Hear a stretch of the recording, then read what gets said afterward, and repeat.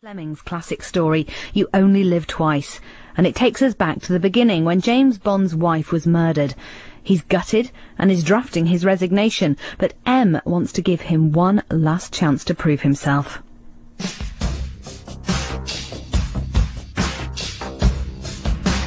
Will you mind being looked after, Tracy? That's what it means, being Mr. and Mrs., doesn't it? They don't say Mrs. and Mr.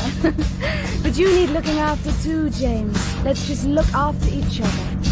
There's a red car coming up fast behind. Do you want me to lose him? No, let him go. We've got all the time in the world.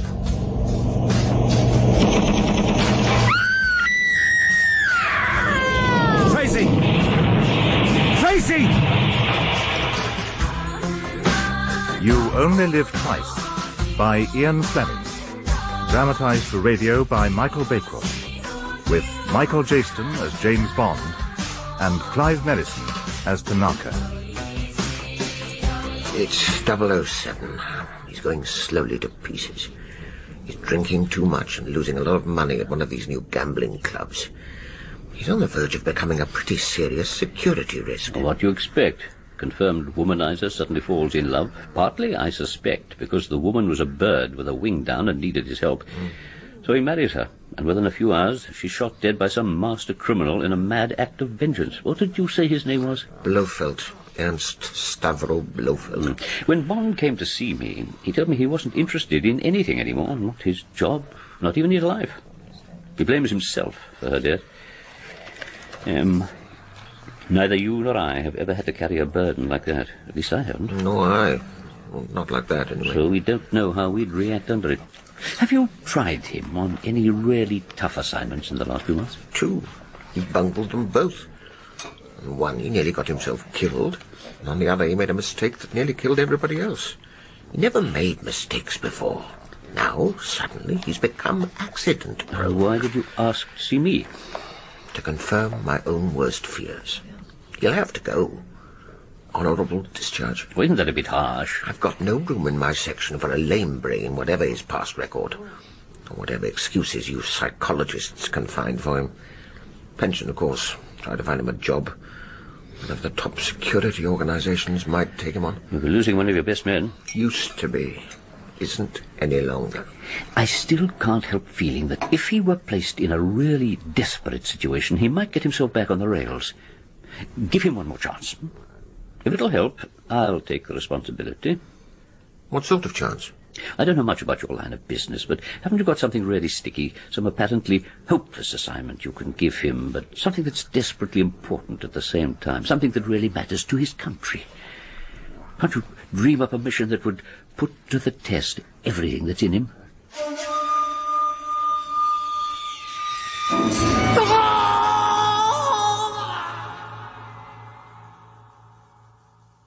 Can I refill your glass, sir? You certainly can. Thank you, sir. Thank you. Blonde hair that falls across her face, a beautifully poised walk, a very presentable bottom. A year ago I'd have been after her like a shot, and now I just can't feel a thing. But then I can't feel anything about anything. The zip's gone out of life. No excitement, no desires. Perhaps I'm suffering from an adrenaline deficiency. You're washed up, James. And that must be Mary Goodnight calling me home across the sands of Dee. Just time to finish the bottle, I think. Oh, for God's sake, James, where have you been? Em sent for you nearly an hour ago. Sitting in the cafe at Queen Mary's Rose Garden. What a peculiar place to choose. I went to look at the roses, thinking about my retirement. M wants you. He rang again half an hour ago. Who's M? Oh, snap out of it, James. Look, your tie's crooked, and your hair's all over the place. Here, use my comb. Thanks. You're a good girl, Goodnight. Must look my best on the scaffold. Will you come and lend a hand on my chicken farm? You've been taking your time. Afternoon, Miss Moneypenny. He's waiting for you. Go straight in. Good afternoon, sir. Sit down, James. You know why I've sent for you. I can guess. You can have my resignation. What the hell are you talking about? It's not your fault that the 007 section's been idle for so long. Anyway, I'm taking you out of there. Then if it's all the same with you, sir, I'd still like to put in my resignation. I'm not interested in staff work, I'm afraid, sir. Who the hell do you think you're talking to? Who the devil do you think is running this show? I'm terribly sorry, sir. I thought I'd been letting the side down lately. Now listen to me, James. I'm giving you acting promotion to the diplomatic section. 4-figure number and 1,000 a year extra pay. I'll be leaving for Japan inside a week. The Chief of Staff is handling all the arrangements personally. It's top secret. I see, sir. There's not even a file on the case. That's how important it is. I thought you'd called me in to give me the job. Why choose me? For the simple reason that the job's impossible. Perhaps that's going a bit too far. Let's say totally improbable of success. Improbable? You're no stranger to situations like that. The only difference here is that there won't be any strong arms stuff, none of the gunplay you pride yourself on so much. It'll just be a question of your wits and nothing else. Can you fill me in any more detail? Have to, as there's nothing written down. Do you know anything about cryptography? Only the bare bones. It's a subject I've preferred to keep clear of. Better that way, in case the opposition never got hold of me. Quite right. The point is that the Japanese have become past masters at it. They've got the right mentality for finicky problems in letters and numbers. They can crack anything. And for the last year, they've been reaching the cream of the Soviet traffic from Vladivostok and Oriental Russia. Diplomatic, naval, air force, the lot. So what's the problem? The problem is none of it's coming our way.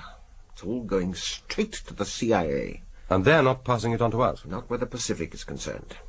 They regard that as their private preserve. They're worried about our security. Can't blame them. I'm equally worried about theirs. But where do I come in on all this, sir? There's a man in Tokyo called Tanaka. Tiger Tanaka, head of their secret service.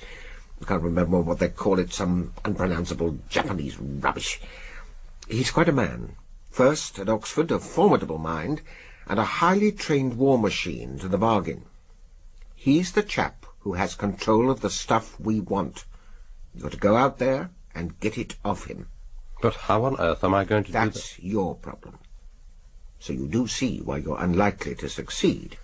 He's in fief to the CIA. He probably doesn't think much of us. People don't these days. Is there anyone out there who can brief me? We don't have a station in Japan at present. You'll be working with the Australians. I'm told they've got a good man in Tokyo. Section J says so too. Anyway, that's how it is. If anyone can bring it off, you can. Care to have a go, James? Yes, sir. I'd like to have a try. Good. You'll be meeting up with an Australian chap called Richard Lovelace Henderson, generally known as Dikko. He'll give you a basic briefing on what Japan's all about. It's not all cherry blossom by any means.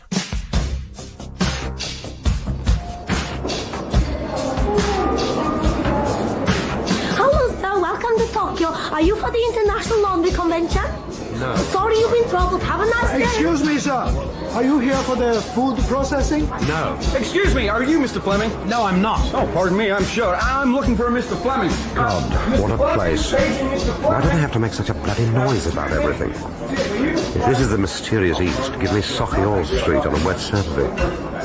But I think rescue is at hand. The character who's bulging out of his shirt and sweating like a pig could very well be Dikko Henderson. Mr. Bond. Oh, glad to meet you. My name's Henderson. Heaven be praised. How did you know who I was? You're the only Tommy on the plane. Is it always like this? It's taken me the best part of an hour to get one sodding suitcase through customs. What a goddamn place. Ah, that's my boy. That's the way to greet the East. I got a car outside. Sooner we get out of this adjectival madhouse, the better. I'm taking you to your hotel first, the Okura. It's the latest of the Western ones. American tourists got murdered in the Royal Oriental the other day. We don't want to lose you all that soon. Doesn't look like the most attractive city in the world. Why are we driving on the left? Oh, God knows. Bloody Japs do everything the wrong way. Probably read the instruction books wrong. The light switches go up instead of down. The taps turn to the left. They even race their horses clockwise instead of anti-clockwise like civilized people. It's got its points when you know your way around. It's really quite exhilarating. Got to know the lingo, though, when to bow and take your shoes off and so on. Underneath the stiff collars and the striped pants, there's still plenty of the old samurai tucked away. Don't think I'm paranoid or anything, but that blue car's been on our tail ever since we left the airport. Don't let it worry you. It's only old Tiger keeping tabs on us. It's typical. I told him you were staying at the Okura, but he wants to make sure for himself. If you find one of his men breathing down your neck in bed tonight, or a girl if you're lucky, just talk to them politely and they'll bow and hiss themselves out. Thanks for the tip. Yeah, I'll drop you off at the hotel, then we can go and get down to some serious drinking. There's a little place called Melodies where we're bound to find a quiet corner where we can't be overheard. I've fixed up for you to meet Tiger tomorrow morning at 11. I'll pick you up and take you there. The Bureau of All Asia Folkways. I won't describe it to you, it'd spoil it. Hey, Chrysanthemum, can you turn that down? I can't hear myself drink. Now, I don't really know what you're here for. There's a spate of top-secret cables from Melbourne. The ambassador doesn't want to know anything about it, and I don't want to know anything either. That way, you're the only one who gets powdered bamboo in his coffee. You shove that bottle over, will you? Oh, just a minute.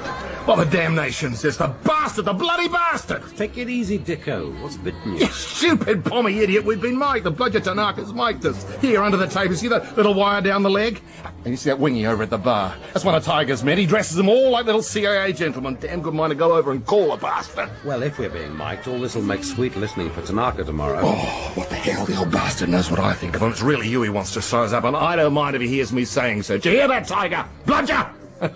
That's the great Australian insult. You can use it any way you like, but in general it means pervert, ponce, liar and traitor with no redeeming feature. Yeah, I hope your seaweed sticks in your gullet at breakfast tomorrow when you hear what I think of you. All right, we'll put an end to this little game. Silly bastard. You ought to know we're not proposing to assassinate the Emperor. Hey, Lotus Blossom, bring us another flask of sake. Okay. I gather you want to get some high-powered gen out of Tiger without the CIA knowing anything about it, right? Well, it's going to be a dicey business. Tiger's a Korean man with a Korean mind, though on the surface he's 100% Democracy. He is a deep one. He's very deep indeed. Sake, Henderson-san? Thanks, honey. And what sort of a chap is he?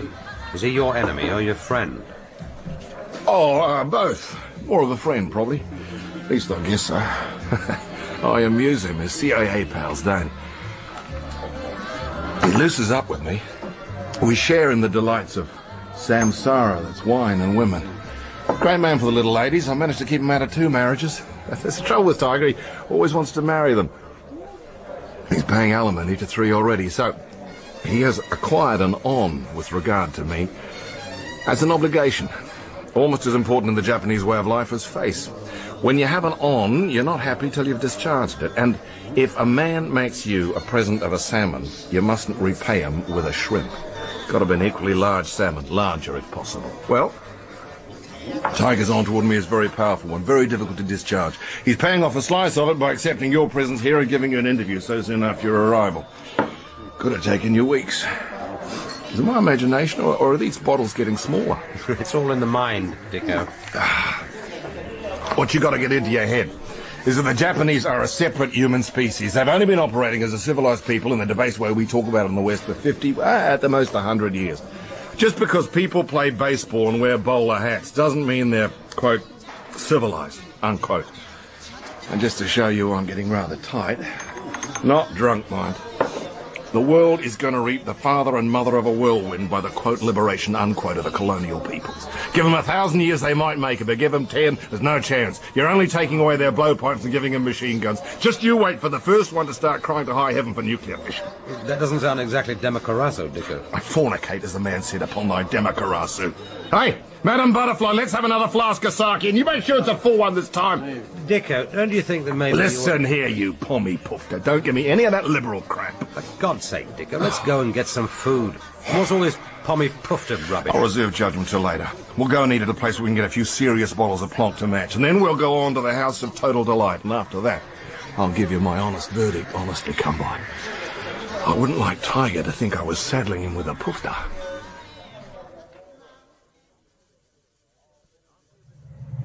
Aren't we a bit early? Oh, better to give ourselves a bit of time. Tiger doesn't like to be kept waiting. Oh, boy, did I lay one on last night. You were going it a bit. Did I talk a lot of crap, or did you? Seem to recollect one of us did. You kept on calling me a pommy poofter. You were quite friendly about it. No offence given or taken. Out you get. This is it. The Bureau of All Asian Folkways. Okay, you can keep the change. Looks like some kind of museum. You mean this is Tanaka's HQ? As the man said, you ain't seen nothing yet. Just follow me. The door over there, coordination department.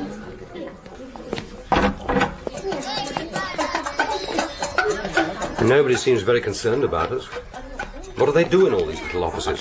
Coordinate, I guess. Through here, international relations. Let's see what you mean. Visual presentation.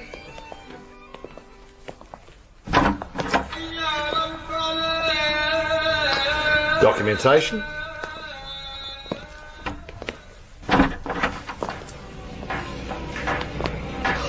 Good morning, Mr. Henderson. Morning. This is where the cover tape is off. Up till now, all those people really were researching Asian folkways. This way. But these here are part of Tiger's outside staff. This is where we'd be politely turned back if we'd lost our way. Now, this is us. Proposed extension to documentation department. But where's the construction work? There isn't any. It's just a front. What you heard was a tape recording. Now, take a look at this. It's what they call a nightingale floor. Relic of the old days when people wanted to be warned of intruders. Take a step forward. See what I mean? I can't imagine anyone getting across this unheard. You notice a little spy hole that's flown open on the door opposite? Ah, good morning, Mr. Henderson. I brought this gentleman to see Tanaka-san. He is expected. You're on your own now, sport. Tiger will send you back to your hotel. See ya. Tell Mother I died game. Through there, sir. Doesn't seem to be an exit. It's a lift. Quite a box of tricks Tiger's worked out for himself. The oriental nest of boxes. What next?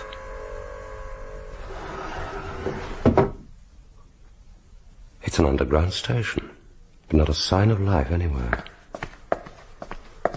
A sinister-looking little chap, beckoning. This way, Commander. It doesn't seem I've got much choice but to follow. Prefabricated offices. Is there no end to all this?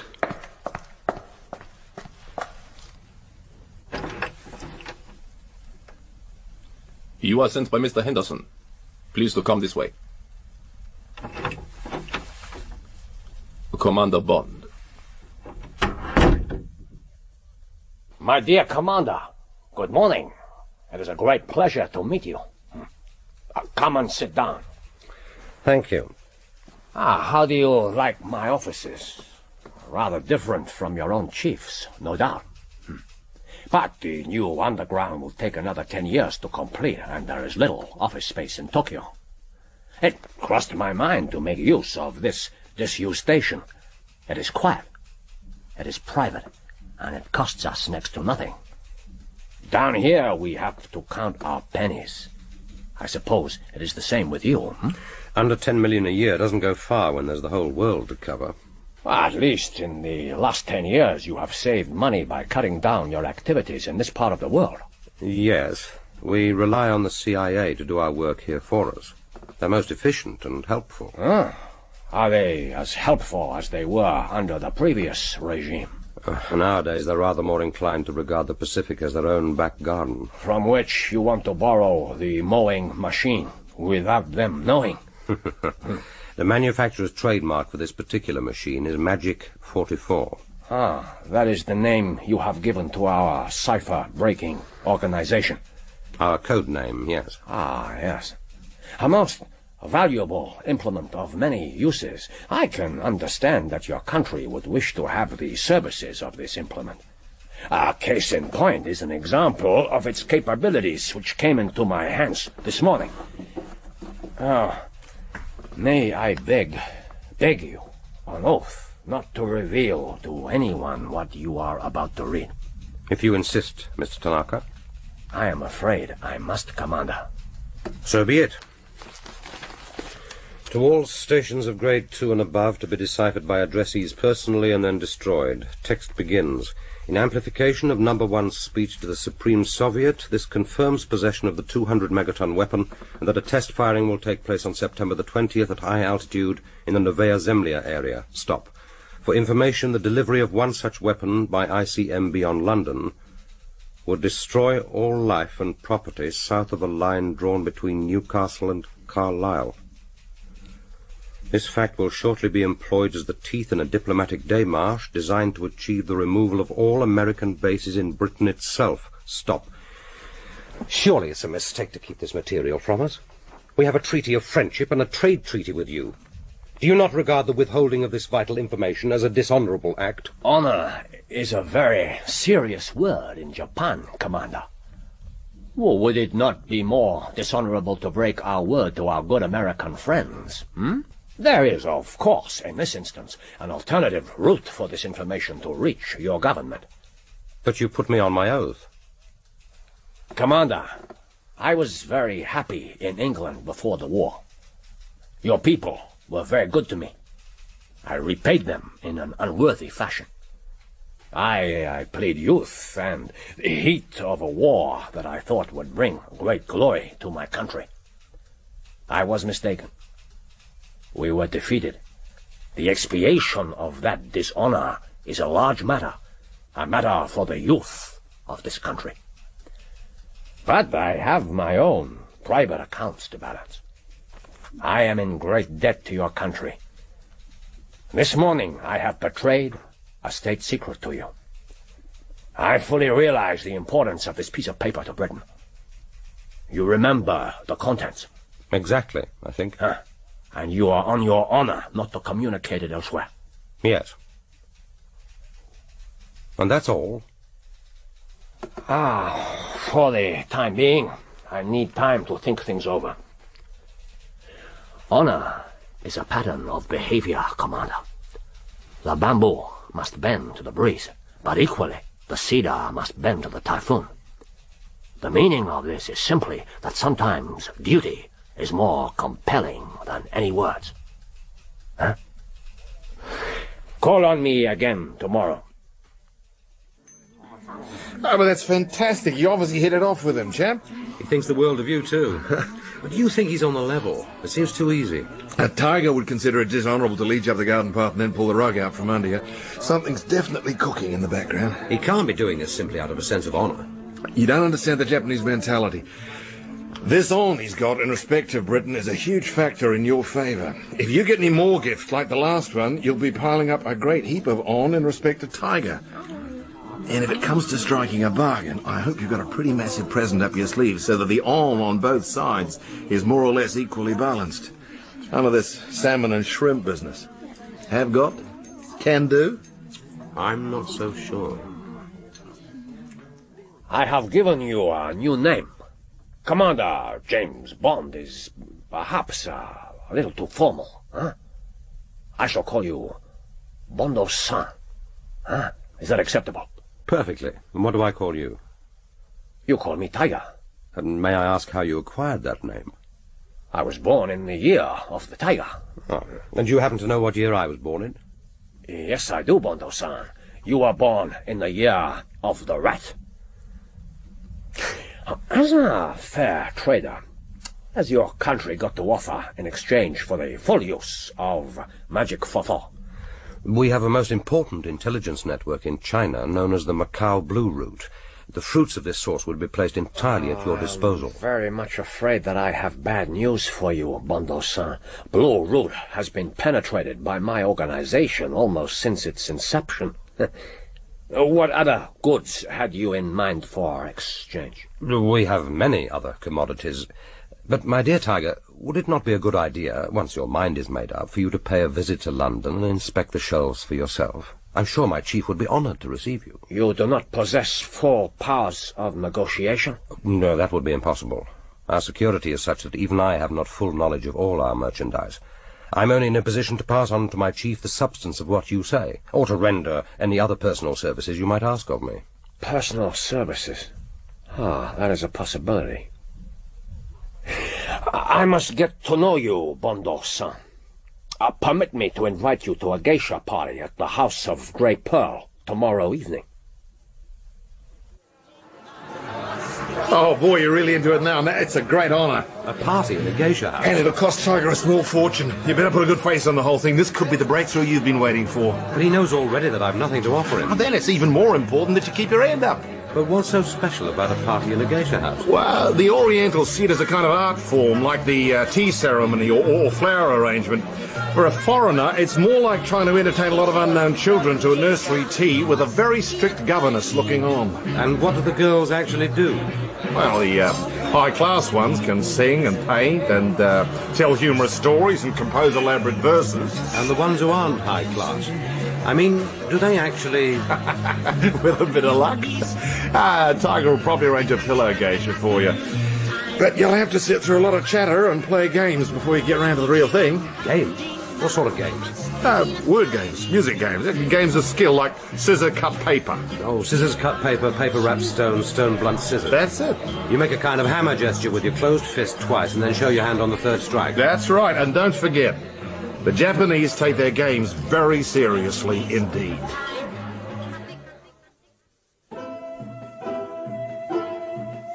That's a cheat. You agreed that if I won, it would be a real kiss on the mouth, Trembling Leaf, at the very least. On the mouth. On the mouth. Go ahead, my child. Bondo-san, I will not challenge you to this ridiculous game, and I promise you in advance that you will not win. All right, Tiger. But first, let's have some more sake. And not in these ridiculous thimbles. I've drunk 5 flasks of the stuff, and the effect is about the same as one double martini. He knows how to hold his drink, but you won't be much use to Trembling Leaf if he goes on like this. You have gained much face, Bondo-san. It is only the sumo wrestlers who drink sake in these quantities without showing it. But Great Pearl might be right. The sake, master. Thank you, Trembling Leaf. Drink deep, Bondo-san. And then we will begin. Your health, Tiger. If I beat him, he will lose face in front of all these women. If I lose, I shall lose face in front of him. So do I play to win or lose? But it's as difficult to play to lose as to play to win. And does it really matter? 3 games of 3. Right. Paper, wrap, stone. Stone, bronze, scissors. I've got you. Paper, wrap, stone. First game to me. Second game. Paper. Again. Stone, bronze, scissors. Scissors, cut paper. Stone. Again. Stone, bronze, scissors. My game. 1-all. Last game. Are you ready? Fire away. Stone, blunt, scissors. Paper, wrap, stone. I drink to your victory, Bondo-san. Sake, Bondo-san. Thank you, Trembling Leaf. Your health, Tiger. And now, Trembling Leaf, it's time for you to give me another kiss. On the mouth? On the mouth. Bondo-san, I have matters to discuss with you. Will you do me the honor of coming to my house for a nightcap? Of course, Tiger. Nothing would give me greater pleasure. Good night, Trembling Leaf. Another time, perhaps. Good night, Bondo-san.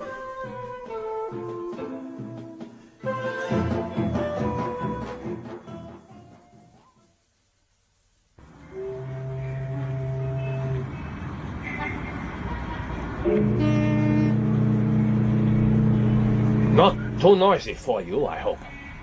In a little while, the traffic will die away, and we will be left with the sounds of the harbor, which I find soothing. The sake is warm enough. Perfect, thank you. Then listen to what I have to say to you. Ever since the beginning of the westernization of Japan, there have from time to time been foreigners who have come to this country and settled here. They have, for the most part, been cranks and scholars. But there is one such person who has revealed himself to be an eccentric of the most devilish nature. The man is a monster. No, you may laugh, but this man is no less than a fiend in human form. I have met many bad men in my time, Tiger, and generally they've been slightly mad. Is that the case in this instance? Oh, very much the reverse. In the opinion of our higher scholars and savants, he is a scientific research worker and collector, probably unique in the history of the world. What does he collect?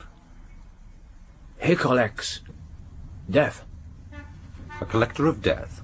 You mean he kills people? No, Bondo-san. It is not as simple as that. He persuades, or rather entices people to kill themselves.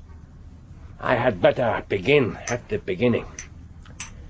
In January of this year, there entered this country, quite legally, a gentleman by the name of Dr. Guntram Shatterhand. He was accompanied by his wife. They had Swiss passport, and the doctor described himself as a horticulturalist and botanist specializing in subtropical species. He told the authorities he was prepared to spend no less than £1 million on establishing an exotic garden or park in this country, which he would stock with a priceless collection of rare, fully grown plants and shrubs from all over the world. Quite a proposition. Well, his offer was enthusiastically accepted by the government, who, in return, granted the good doctor a 10-year residence permit, a very rare privilege. Now, the doctor took a fancy to a half-ruined castle in Kyushu, a southern island in an extremely remote corner of the coast, not far from Fukuoka. A gigantic edifice with a monumental surrounding wall, which was just what was required for the privacy of the undertaking. An additional reason for the doctor's choice of site was that the property was highly volcanic and furnished with many geysers which would provide all the year round the temperature needed for the tropical plants and trees. And what has your Dr. Shatterhand done with this castle? He has created what I can only describe as a garden of death. Garden of death? Listen. This Dr. Shatterhand has filled this famous park of his uniquely with poison vegetation. The Guyana poison tree, East Indian snakewood, yellow oleander, sandbox tree, every kind of deadly plant known to man. The lakes and streams are stocked with poisonous fish, and the place is infested with snakes, scorpion, and poisonous spiders. He and this wife of his, who is quite hideously ugly, are not harmed by these things because whenever they leave the castle, he wears a suit of armor from the 17th century and she wears some kind of protective clothing. Dr. Shatterhand's garden sounds indeed a lovesome thing, God wot. What's the nature of the good doctor's exercise? Along with our national concept of honor goes a tradition of expiation by death. If a student fails an exam, he has brought dishonor on his ancestors. He kills himself, and the same applies throughout our society. 25,000 Japanese commit suicide every year. But I still don't see what all this has got to do with friend Shatterhand and his magic garden. Oh, everything. The garden has become the most desirable site for suicides in the whole of Japan. It has everything. A ride on our famous Romance Express to Kyoto, a boat trip across our beautiful inland sea, and when you get to Fukuoka, you walk to the awe-inspiring battlements of this mysterious Castle of Death. Climb them, or smuggle yourself in on a provision car, and then a last delicious ruminative walk, perhaps hand in hand with your lover through the beautiful groves, and finally the great gamble. Will your death be easy or painful? Will a Russell's viper strike at your legs as you walk the silent, well-raked paths? Will some kindly, deadly dew fall upon you during the night as you rest under this or that gorgeous tree? But what does your good doctor say to all this? He tells everyone that he is horrified. He has erected stern notices of warning with scowls and crossbones on them. They act only as advertisements. He has even gone to the expense of flying a high helium balloon from the roof of his castle. The hanging streamers threaten trespassers with prosecution, but alas, for the doctor's precautions, the balloon serves only to beckon. Here is death. Come and get it. So, why don't you arrest him? Burn the place down. Arrest him for what? The man has done nothing wrong. If anyone is to blame, it is the Japanese. And inevitably, more and more people will be attracted to the Castle of Death. We have got to put a stop to it. What have you done so far? 1 month ago, I sent one of my best men into this place to find out what was going on. 1 week later, Bondo-san, this man was recovered from the sea near the Castle of Death. He was blinded and in delirium. All the lower half of his body was terribly burnt. Sounds like a horrible dream. So what did you do? What was there to do? I did nothing except apologize to my superiors. I waited for an honorable solution to present itself. I waited for you to come. Me? You were sent. It might have been another. Tiger, it's getting late. Time for bed. Let's talk about this tomorrow. Of course, I'll give you any advice I can. Sit down, Bondo-san. You will not be going back to your hotel. From now on, you are under my personal orders. Is that understood? What in God's name are you talking about, Tiger? In my office the other day, you made a significant statement. You said words to the effect that in exchange for the intelligence obtained by our cipher-breaking service, you were empowered to carry out any personal services that I might require of you. I didn't say I was empowered. I meant that I would do anything for you on my personal responsibility. That is quite good enough. I took you at your word, and I requested an audience of the Prime Minister. He instructed me to proceed, but to regard the matter as a state secret known only to himself and me, and, of course, to you. Come on, Tiger, stop beating about the bush. What is it you want me to do? You are to enter the Castle of Death and slay the dragon within. The Saki's gone to your head. Why should I be the one to get rid of him? But for reasons that must be obvious even to you, his assassination cannot be carried out by a Japanese. But I've got nothing against the man. That is of no importance. He has already killed 500 of his fellow creatures, and in any case, Bondo-san, you will do this in exchange for magic for. But I bespotted long before I got anywhere near him. Can you think of anyone who looks less like a Japanese than I do? Well, by the time we have finished with you, Bondo-san, you will be able to fool even me. We have talked enough. The first step in your transformation will be accomplished in the bathhouse. Excuse, please. Just what do you think you're doing? Taking off your trousers. Well, what happens then? You will lie in a box over a charcoal fire.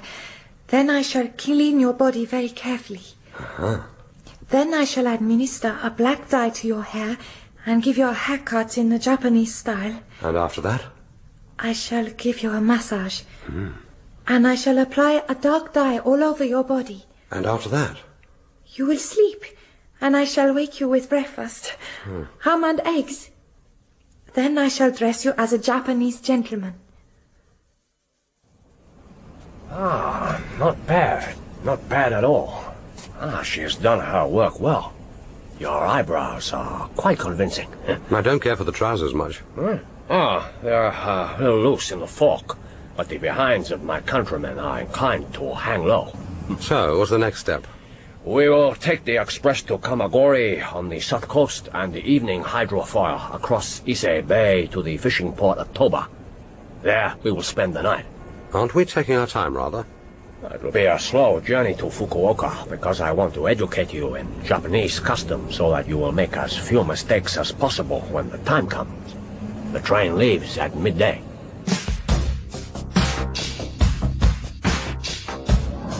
The Kamagori Express is ready to leave.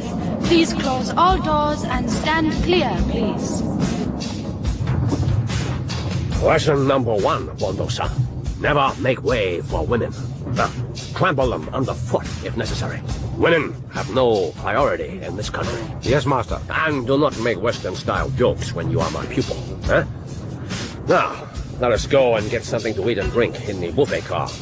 All that suntory you forced on me last night is crying out for the skin of the dog that bit me. The hair, Tiger. One hair would not be enough. I need the whole skin.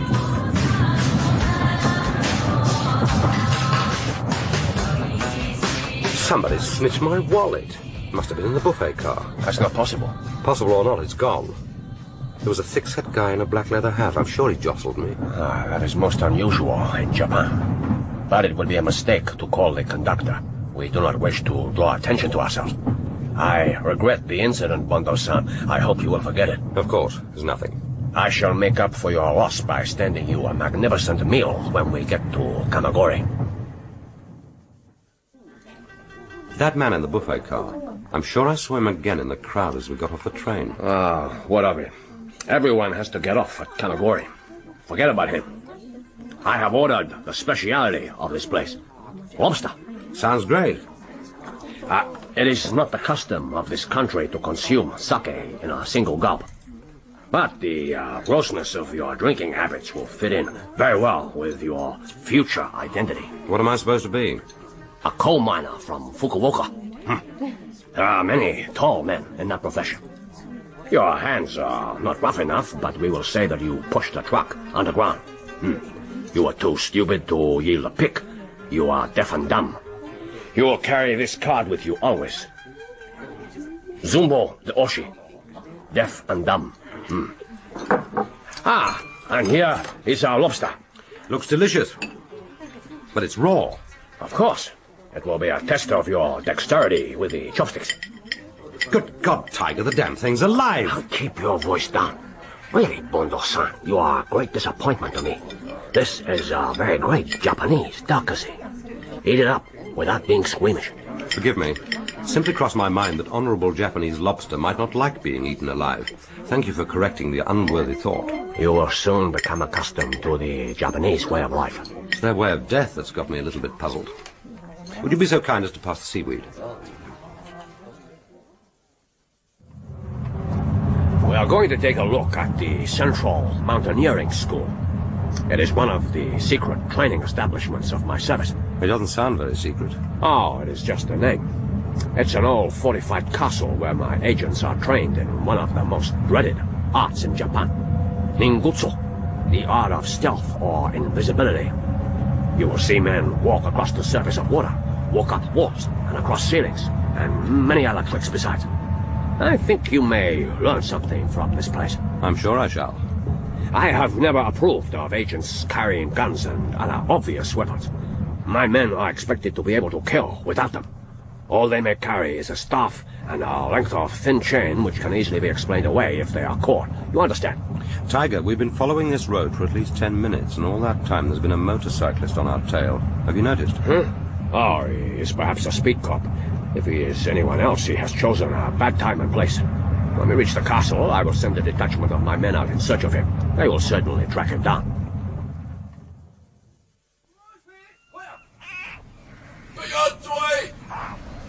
These men are practicing an assault on the castle wall. It is nearly 200 feet high and offers few natural footholds. They're scrabbling up it like black spiders. What's the significance of the black costume and the hoods over their faces? They're wearing traditional ninja clothing. But in reality, the attack would take place at nighttime. They would be virtually invisible. In a few days' time, you will be doing something very much the same. The man on the end is the weakest of the team. You can see how awkward he is. Poor bugger. It is of no account. The instructor would have failed him anyway.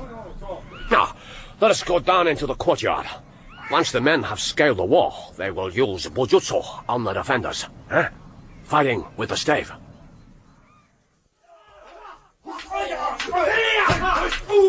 Those sticks certainly carry a god almighty thwack. I wouldn't like to be on the receiving end. They look as if they're fighting for their lives. They are.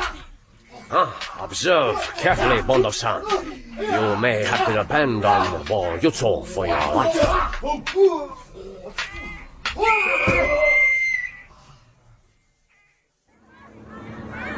Anybody would think they were seeing their relatives off before crossing the Atlantic instead of a pleasure trip. To the Japanese mind, one journey is much the same as another. What's the object of this particular exercise anyway? What am I supposed to be learning from all this? I thought that a little excursion on the inland sea would cleanse our minds.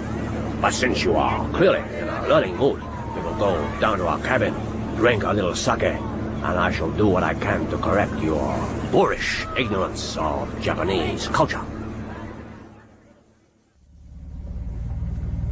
Okay, then. Ready for culture. Far away. What do you know about Basho? Nothing whatsoever. Sounds fascinating. What is it? Oh, not an it of any sort. Basho was a great classical poet who lived in the 17th century. He perfected the form of the haiku. It is a verse of 17 syllables. For instance, in the bitter radish that bites into me, I feel the autumn wind. Does not that say anything to you? Well...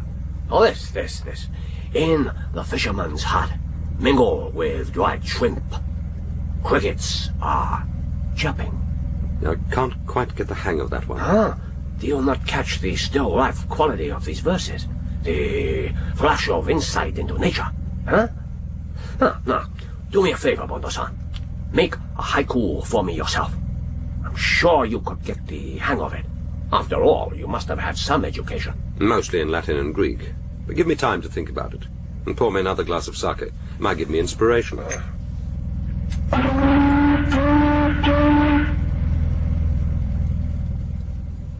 This is the best I can do, Tiger. Read it to me. You only live twice. Once when you were born, and once when you look death in the face. That is excellent, Bondo-san. Too many syllables, but a most honorable attempt. Most sincere. You are thinking, perhaps, of your mission. Perhaps. Is it weighing on your mind? The practical difficulties are bound to do so. I've swallowed the moral principles involved.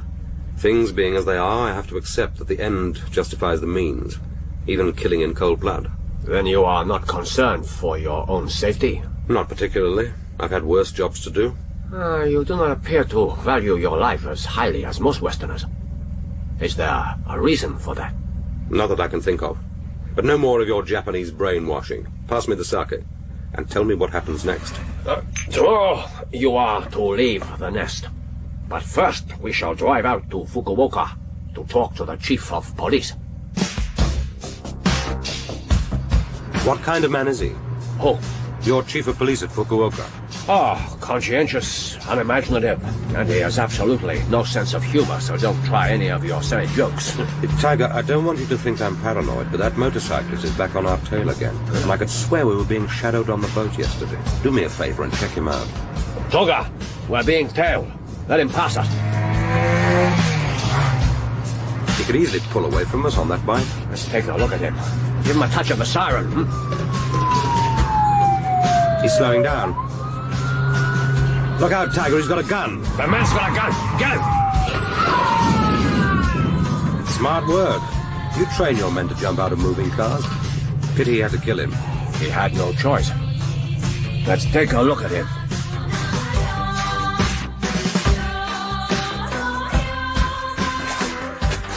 That's the man who took my pocket on the train. And here is your wallet, Bondo-san. Thanks. Everything seems to be still there. And a notebook. All my movements for the past week and all the stopping places on our journey. You are simply described as a gaijin. But he could have telephoned a description. This is a most unfortunate business. I apologize most deeply. I will naturally absolve you from your mission. It is entirely my fault for being so confident.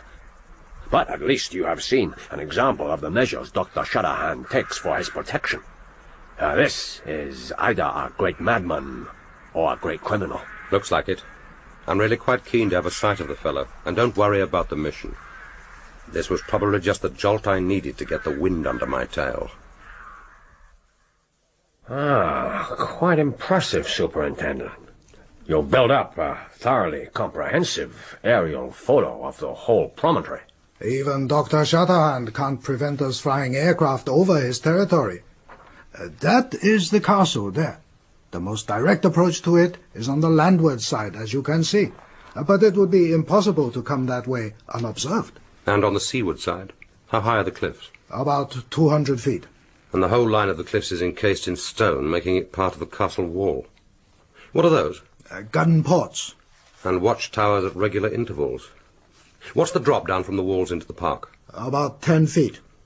And this 5-storied affair is the castle, I take it. Looks like a stage set for Dracula. I might as well try to storm Windsor Castle single-handed.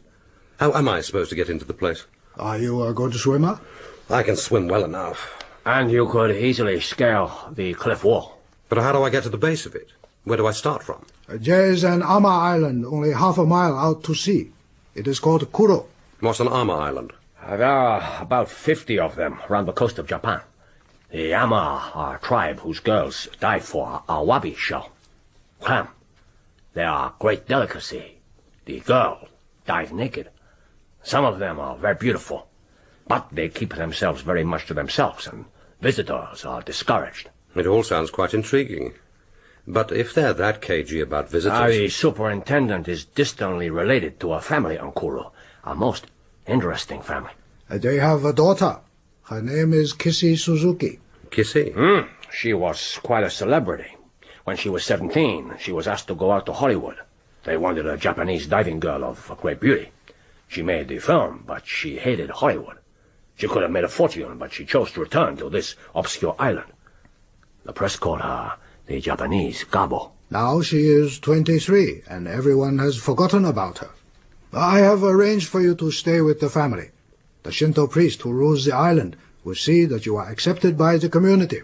Okay, so I swim out and scale the castle wall. Then what do I do? You hide in the grounds and wait for an opportunity to kill the doctor. As I told you, he goes about in armor. A man in armor is very vulnerable. You only have to knock him off his feet. Then you can throttle him with the ninja chain you'll be wearing around your waist. If his wife is with him, you will throttle her too. She is certainly involved in this business, and anyway, she is too ugly to live. Then you will escape over the wall and swim back to Kuro. It all sounds very simple. What about the poisonous plants and reptiles and such? I don't want to be blinded or go mad. The ninja clothing will give you complete protection, and swimming goggles will protect your eyes. My dear Tiger, you thought of everything. But I'd much rather have a little gun. Oh, that would be crazy, Bondo-san. You know perfectly well that silence will be essential. No, my friend, use ninjutsu. It is the surest way of eliminating Dr. Shanahan. Have you got a photograph of this chap's face? I think we have a copy of his passport photograph. If I'm going to kill this man in cold blood, I should at least know what my victim looks like. Here you are. Thanks. God Almighty. Blofeld. Is something the matter? Have you got one of the woman? Yes, here it is. Thanks. What is it, Bondo-san? Do you know these people? Lord, no. It's just that when I saw this man's face, it was as if someone had walked over my grave. If you don't mind, I'd like a little time to myself before we leave. I need to think this thing through. Blofeld. It's a private matter now. Nothing to do with Magic 44 or Tanaka. It is a matter of Blofeld and me. He must have gone off his head. But there is a kind of logic in seeking refuge in a country which has an unquenchable thirst for the terrible and the bizarre and the cruel. And the whole infernal idea is on Blofeld's usual grand scale. The scale of Caligula or Nero or Hitler. Blofeld, the enemy of mankind. And what have I got to kill him with? Nothing but my bare hands and a chain of steel. Bondo-san! Bondo-san! It is time for us to set out for the island. You seem preoccupied. Think of all of those beautiful naked women you'll be swimming with. And this Japanese Gabo with whom you'll be passing the night.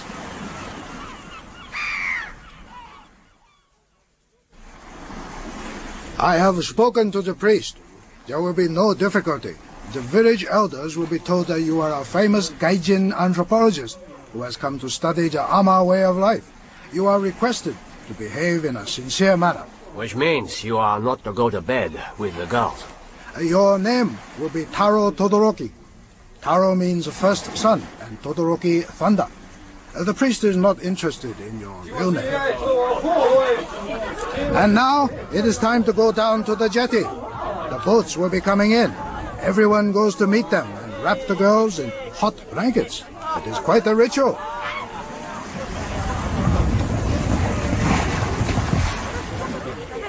They're beautiful. They're absolutely beautiful. And that tall girl, at least she's taller than the others. That is Kissy Suzuki. Suzuki-san no iga idaro. The priest says that the father and mother of Kissy Suzuki would be honored to receive you in their humble abode. Suzuki-san no kawaii ni natema. The priest asks if you can row a boat. The father is stricken with rheumatism. It would be of great assistance to the family if you would deign to take his place. And please tell his reverence that I would be pleased to row the family boat or to help in anything.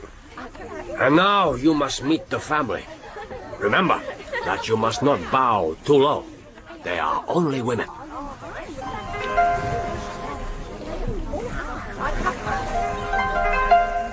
My name is Kissy Suzuki. You don't have to bow to me, and I shall never bow to you. How do you do? My name is Taro Todoroki. It's very kind of your family to accept me as a guest, but I don't want to be an imposition. Are you sure it's all right? Whatever the priest says is all right. Say goodbye to your distinguished friends from Tokyo, and we can go home. I hope you're good at peeling potatoes. I took a degree in it. Bondo-san, I am certain that you will succeed, so I will not wish you luck, nor will I say sayonara. I will simply say a quiet banzai to you and give you this little present in case the gods frown upon your venture and through no fault of your own, things go wrong. No, thank you, Tiger. You remember the haiku? You only live twice. If my second life comes up, I would rather look it in the face and not turn my back on it. See you in about a week. Come on then, Todoroki-san, and give me one of those little bags to carry. For the sake of the villagers who will be watching inquisitively, we will wear the oriental-facing fabric. Thank you. What time do we take out the boat? About 5:30, when the sun comes up. Perhaps you will bring me luck.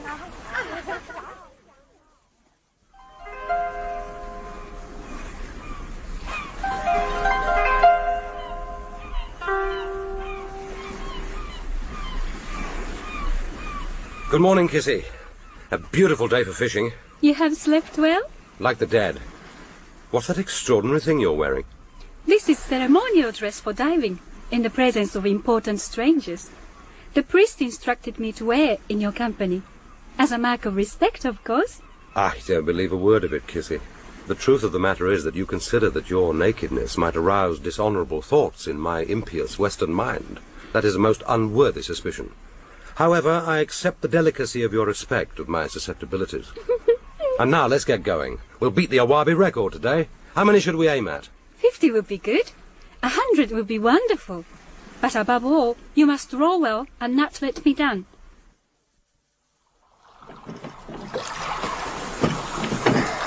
Not much further.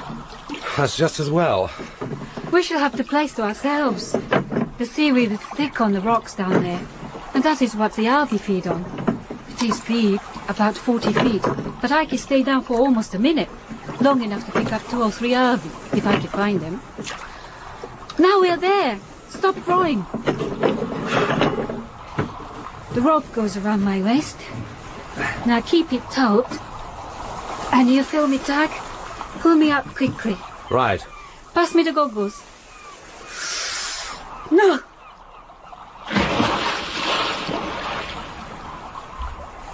She's like a fish. I hope I'll be able to put up some sort of show when it's my turn.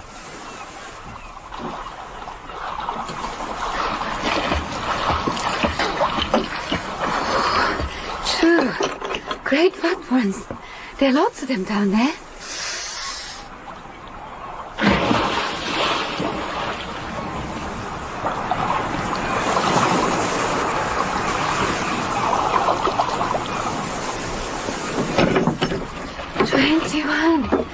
That is good.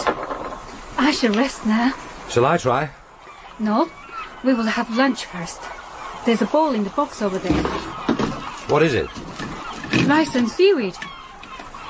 And you must give David a piece of fish.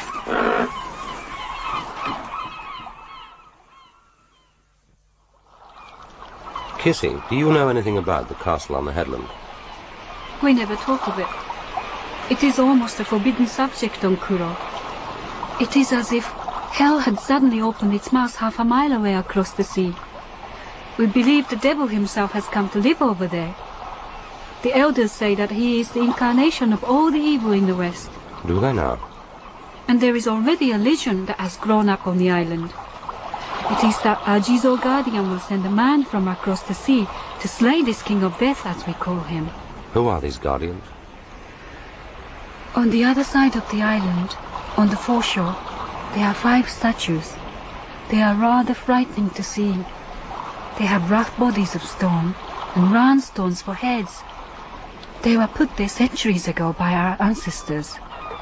They sit on a line of low tide, and as the tide comes up, it covers them completely, and they keep watch under the surface of the sea and protect us. And this story of the man from across the sea, where did it come from? Who knows? Now give me your watch.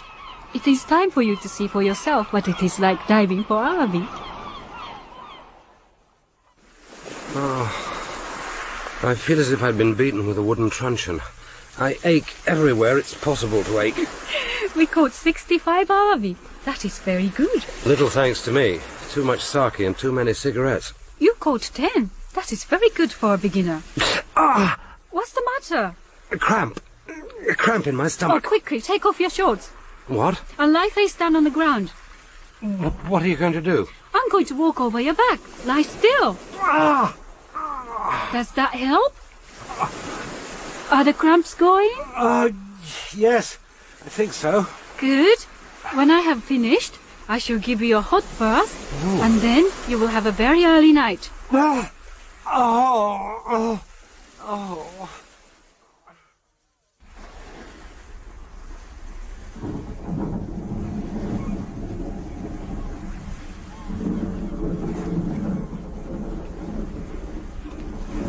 轟さん. Todoroki-san. What is it? Is it time to go fishing already? It is time, but there will be no fishing today. It is too stormy. I must have slept for 10 hours. There is something you should know. The priest came last night to say that the people came here yesterday on the boat from the mainland. They asked many questions. What about? They wanted to know about the visit of the men from Tokyo. They said they were guards from the castle, and it was their duty to prevent trespassers. They said that 3 men came out to Kuro, and only 2 returned. And what were they told? The priest told them that one of the visitors had been taken ill, and had perhaps lain down in a boat on the journey back. A crafty old devil. Have the guards gone back? The priest sent a boy up to the high place on the island, which looks down on the castle. The boat returned there. I see. Todoroki-san, I have a feeling of much friendship for you. I feel that there are secret things between the priest and you, and that they concern the castle. I think you should tell me enough to put me out of my unhappiness. You are very beautiful and kind, Kissy. Lead me up to the high place from which I can see the castle, and I will tell you what I can. I was going to anyway, for I'm going to need your help.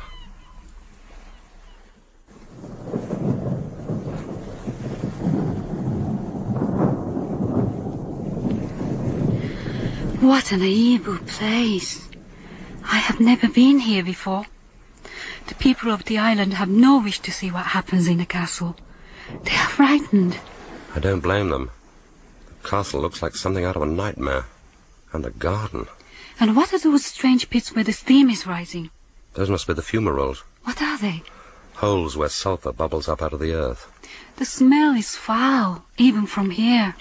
Kissy, tonight I have to swim out to that castle and climb the wall and get inside.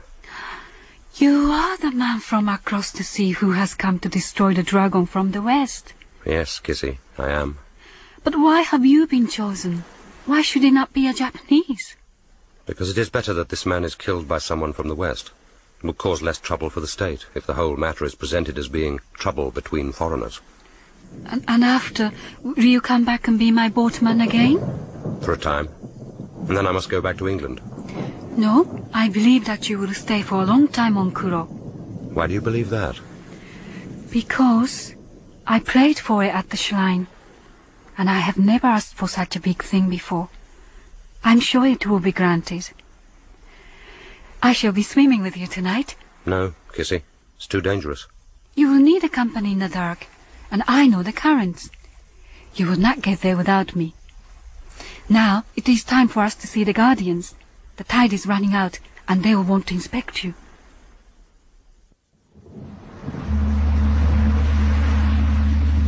They have no faces, which somehow makes them look more powerful. Why are they wearing white shirts? We dress the stones every year at the beginning of the diving season, and we sing to them to make them happy and favorable towards us. In my country, centuries ago, the Crusaders used to kneel down and ask God's blessing before setting out. Then why don't you pray? I can't do that. I can only ask for good fortune to accompany my enterprise. Did you see that? All is well, Todoroki-san. Did you see them nod their heads? No, Kissy, I did not.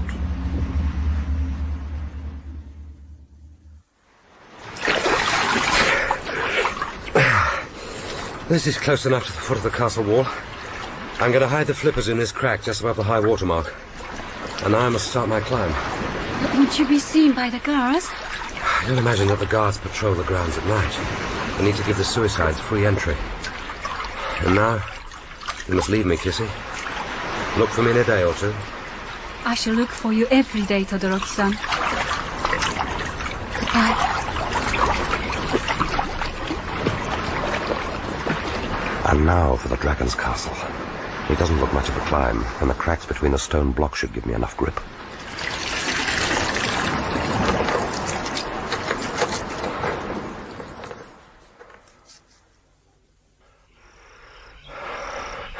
A flight of steps leading down into the garden from the gunport. Come into the garden, Maud, for the black bat night hath flown. God knows what kind of bats Blofeld has in his garden. Vampires, probably. It smells sickly sweet. The smell of death. And the bubbling noise must be the fumaroles. Thank God there's a moon. What I need is a hideout. Somewhere I can use as a base camp. A snake. What are the snakes that really go for man? It's like playing Russian roulette, with all the chambers loaded. A lean-to shed. Just that job. And full of gardener's tools. Pull these sacks forward. It's quite a handy hiding place. It might give me shelter for an hour or two at least. But first I'd better take a turn round the estate.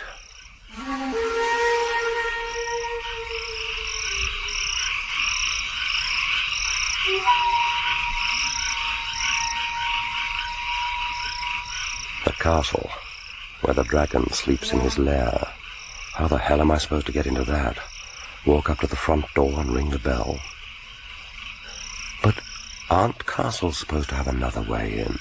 Or a way out, where his lordship could slip away quietly if things weren't going according to plan? Somewhere underneath the drawbridge. And the good doctor's castle is no exception. With only a chain and padlock to secure the door.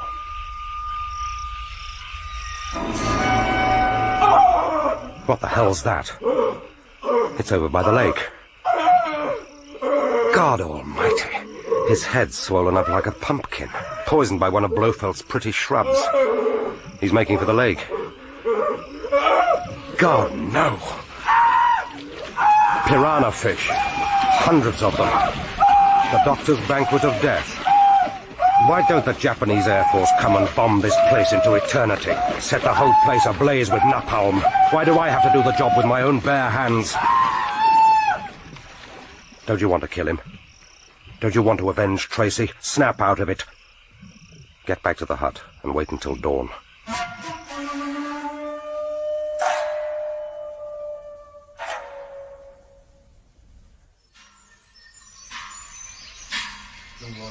Blofeld's breakfast gong, and the guards are turning out, going to comb through the bushes for the night's bag.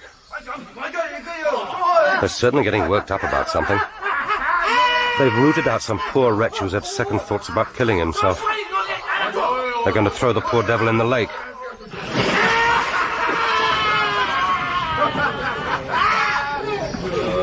Oh, no! What's so amusing? Only some poor peasant who did not want to die, my lord. I hope you changed his mind. Carry on with your duties. Blofeld, a knight in shining armor, like something out of a kabuki play. I could make a quick dash and pitch him into his own lake. I wonder if the piranhas could get through the chinks in his chainmail. The fish make tidy housekeepers. And the dumpy creature with the beekeeper's veil and rubber boots must be Irma Bunt, Blofeld's consort, the woman who helped him kill Tracy. And the sea and the sharks see to the rest. The sharks don't always complete the job.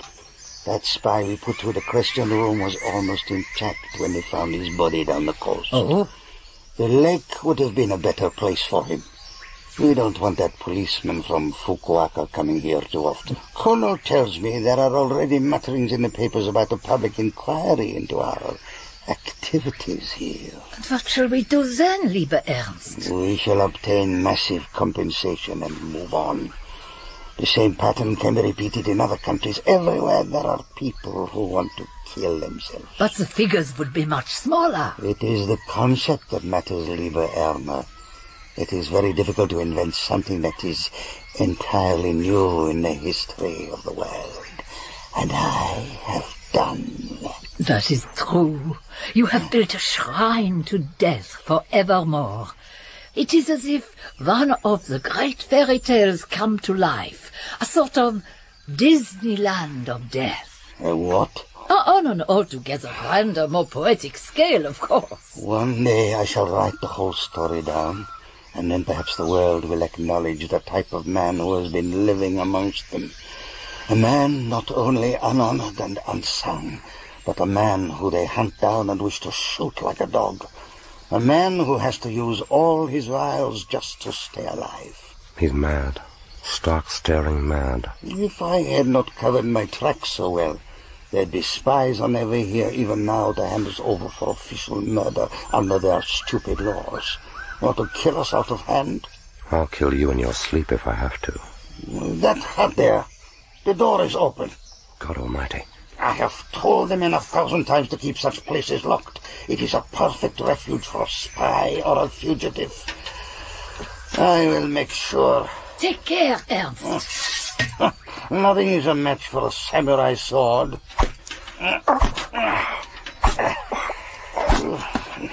Nothing. But remind me to reprimand Kono, and to make sure a proper lock is fitted. Come, let us see what new delights await us. No bones broken, but it was a near thing. That's the end of my hideout. So it will have to be tonight.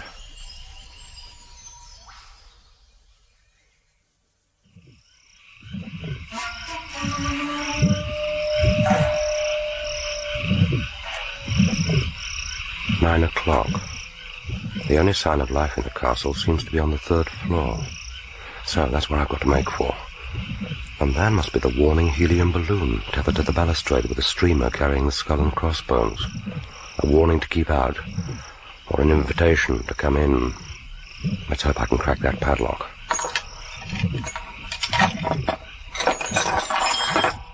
Not much difficulty there, and no bolts on the other side.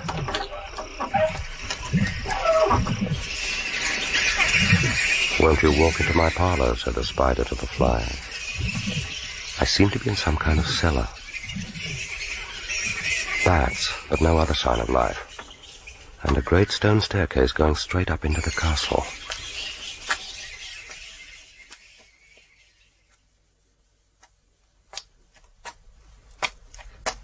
"62 steps and a wide double door. I must be on the main floor by now, and the door looks pretty worn.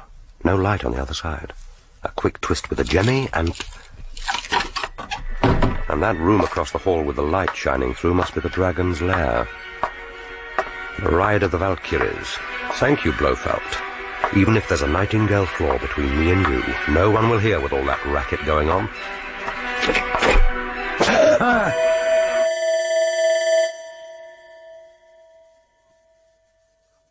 I think he is coming round. What are those strange clothes he was wearing, Kono? It is a ninja suit, Herr Doctor. These are people who practice the secret arts of ninjutsu. These people used to be much feared in Japan. This man has undoubtedly been sent to assassinate you, my lord. But for the trap in the passage, he might well have succeeded. Du lieber Gott! It cannot be. What is it, my dear? The scar down the right cheek. The eyebrows have been shaved to give an oriental look. But I am sure it is him.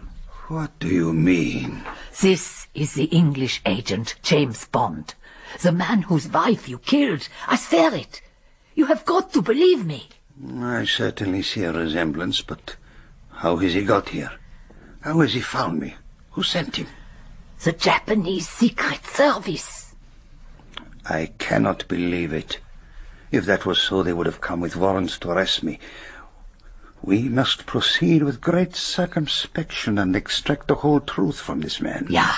First, we must find out if he is truly deaf and dumb. Kono, take this man to the question room. Aye. A disgusting stench of sulphur. A large clock with the quarters underlined in red, and a stone pedestal seat with a hole in it, which it seems I'm to sit on. No instruments of torture, and high up in the ceiling above me an opening through which I can see the stars. Commander Bond, or 007? If I made a dash for it, I might just get my hands round his throat. You are now sitting directly above a geyser that throws mud at a heat of 1,000 degrees centigrade, a distance of approximately 100 feet into the air. Your body is now 50 feet above its source. The geyser erupts at exactly each 15th minute in each hour. You will therefore observe that you have exactly 4 minutes before the next eruption. If you are a deaf and dumb Japanese, as you maintain, you will not move from that chair, and at the 15th minute past 11, you will suffer a most dreadful death by the incineration of your lower body. You prefer not to give up the play acting? Very well. On the off chance that your papers may perhaps be partially correct, my guard will now repeat what I have said in Japanese. Not a very attractive proposition on the face of it. There's a small wooden box by the side of my throne. It must be the regulating valve for the geyser. It might come in useful somewhere, but not now. 11:14. Time to move, unless you want a flush of volcanic mud up your backside, James.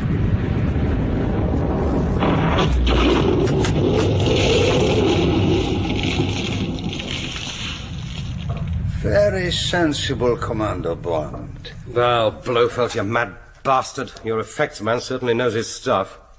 You are quite right, my dear Irma. Yeah. I shall pay more attention to your judgment in future. Kono, go down and search the gardens. He might have brought accomplices. Aye. All that remains, Mr. Bond, is for you to talk, and then you will receive an honorable and quick death by the sword. Have no misgivings. I am an expert with it, and it is razor sharp. Blofeld, you were never stupid. Many people in London and Tokyo know of my presence here tonight. Retribution will certainly follow if I do not return. All right, Mr. Bond. But I am so sure of my facts that I am going to kill you here and now. My fine sword has not yet been blooded. Yours will be an admirable head to cut its teeth on. You agree, mein Liebchen? Of course. What you decide is always correct. But be careful. This animal is dangerous. You forget, mein Liebchen, since last January he has ceased to be an animal. By a simple stroke of surgery on the woman he loved, I reduced him to human dimensions. Let me show you. I suppose you know you're both as mad as hatters. So is Frederick the Great, so is Nietzsche. We are in good, illustrious company. On the other hand, one of the guards has left his wooden stave over by the wall. If I could only get to it, I could put up some kind of fight, but the woman's standing close to it, so she'll have to go first. My genius. Ernst! You fool! You will only suffer a lingering death. I shall hack you to pieces. I wouldn't be so sure, Blofeld. I'll slice you limb from limb. Your little stick won't help you. I'll cut it into matchwood. It's time you lost your little toy, Blofeld. What kind of man are you without a sword? I don't need a sword, Blofeld. I'm going to kill you with my bare hands. Now, Blofeld, die. Die! Damn you! Die! There was something else I had to do. What was it? The geyser. Close off the valve, and in a few minutes the geyser will blow the whole place to smithereens. Pity about Irma, but she'll have to go up with it. That should do it. 2 minutes to go. But how the hell am I going to get away? The helium balloon on the terrace. Untether it and hold onto the rope. It's my only chance.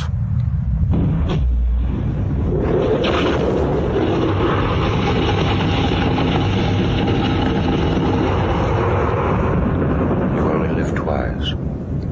Once when you were born, and once when you look death in the face.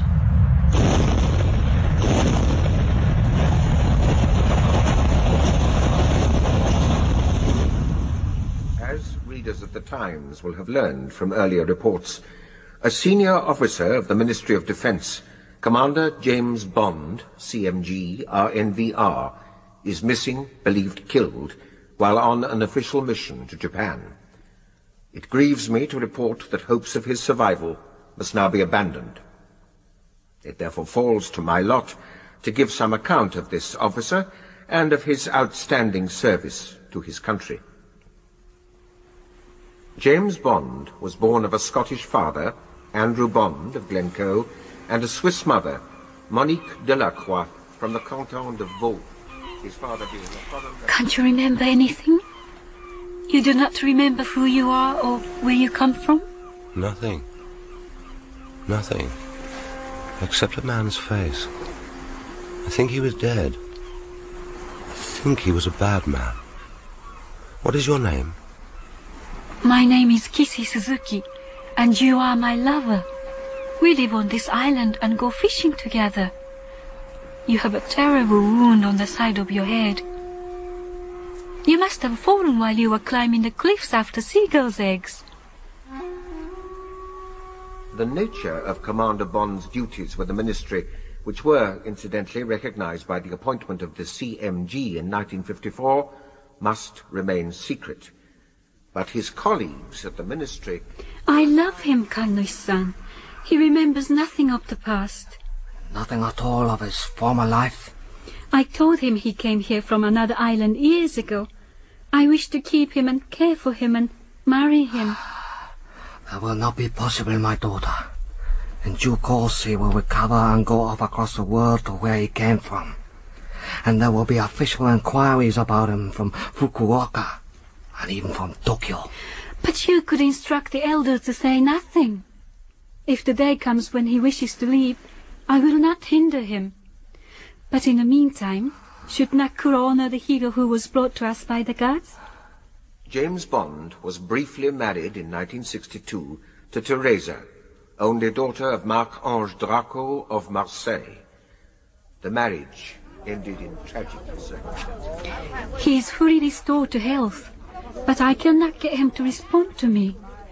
However much I press myself against him or caress him with my hands, he remains indifferent. Ah, that is why you come to Happy Shop. Yes. Has his wound made him impotent, do you think? It's just possible. He may have forgotten how to perform act of love. You have money? How much? 5,000 yen? Yes, if you really think... This vial contains liquid from sweat glands of 4 toes. And this is powder of dried lizard. A combination of 2 mixed into your lover's food should prove infallible. Thank you. However, to make doubly sure, and for extra 1,000 yen, I provide you with excellent pillow book. What is a pillow book? See for yourself. Very well. I'll take it. That was a fantastic meal, Kissy. What do you call it? Sukiyaki. You always liked it. What's this book? How on earth did you come by this? It is what we call a pillow book. Lovers use them. And the picture's strange. Kissy, take off your clothes and lie down. We'll start at page 1.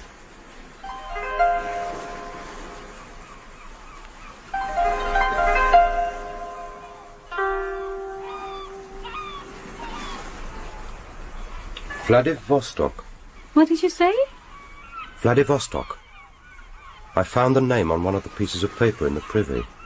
It has some kind of message for me. I connect it with a very big country. I believe that country is called Russia. Am I right?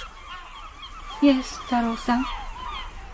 That is so. I have a feeling that I have much to do with this Russia, that a lot of my past was concerned with it.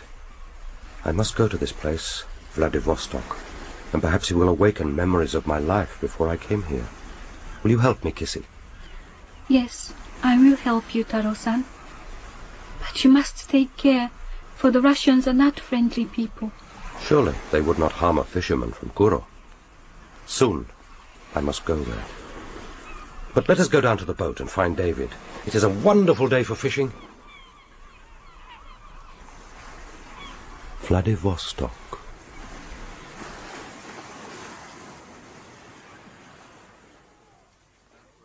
That was You Only Live Twice by Ian Fleming, dramatised for radio by Michael Bakewell. The part of James Bond was played by Michael Jayston and Tanaka by Clive Merrison. Henderson, James Laurenson. M. David King. Kissy, Sayo Inaba. Ando, Burt Kwouk. Irma, Maxine Audley. Blofeld, Ronald Herdman. Molony, Michael Turner. Trembling Leaf, Danielle Allen. Tracy, Emma Gregory. Mariko, Tara Dominic. And Kono, Mark Straker. Other parts were played by the Radio Drama Company. Technical presentation by Tim Sturgeon, Anne Bunting and Alison Carter. The play was directed by Michael Bakewell. Next Saturday at the same time here on 7 Drama.